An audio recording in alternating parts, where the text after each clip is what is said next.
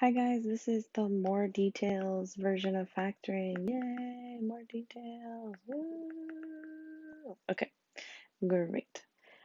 So we're doing the second examples for each of these. So greatest common factor, remember we're finding something that's in common. So if I have 5x squared minus 15, I can see that I can divide both of those by 5. And when I take that 5 to the outside, I would say that there is x squared left over minus, and then 15 divided by 3. I'm sorry, 5 would be 3. And then I can look and just make sure if there's anything left in common between these two. There isn't. And so I know that this is my final answer. GCF is just like the starting process. We're thinking about what numbers we can take out to make our problem easier. So that's our GCF. The next one we were trying was X factor. In the X factor, we're using the X factor. We're multiplying the last number and adding the middle number. So here, my first step always is to look for a GCF. In this case, I see that there's something that I can divide by. It's 2. So I'm going to take that 2 out first to give me a little bit of an easier problem. So x squared minus 10 divided by 2 is 5x minus 12 divided by 2 is 6. So now I can see that I have those 3 terms, and this is much easier now because I have just a 1 in front here. So it's just a regular x factor. So I'm multiplying to get negative 6, adding to get negative 5. I know that 6 can be 3 and 2 or 1 and 6. In this case, I need one of them to be positive and one of them to be negative. And I know that because I have to multiply to get a negative. So if I had negative 3 and positive 2, those are too close together. They're going to give me 1. But I could use negative 6 and positive 1. So I'm going to break those into my factors, x minus 6 and x plus 1. Don't forget to bring down your GCF of 2 because you did take that out at the beginning. That is factoring using the x factor. And then next we tried difference of squares. Might have been something kind of new for you. So x squared minus 16, we split that into x plus 4 and x minus 4. As just like a general reminder, the idea is that if we have x plus 4 and x minus 4 and we multiply them together, we'd have like x squared, 4x, negative 4x, and negative 16.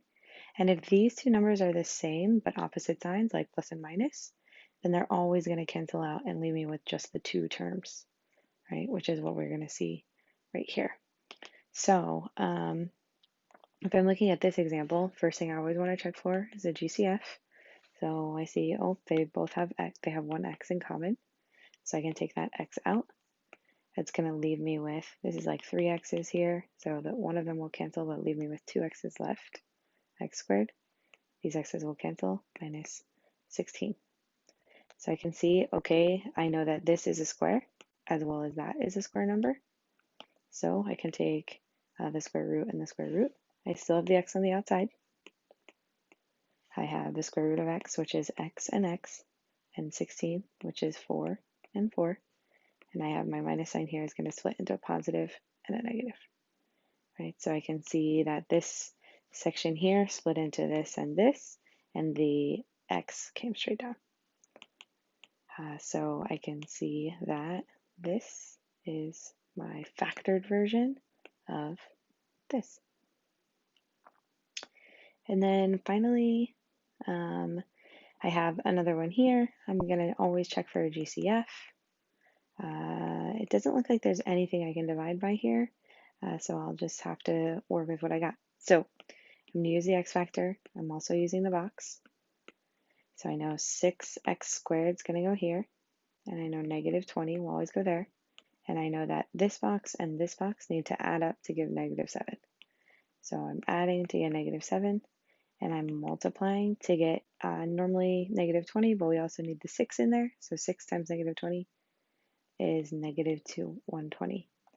This one's kind of tricky. I know that like 10 and 12, 10 times 12, but those numbers are too close together. So I might try something like 15 and 8, I think I did after a while.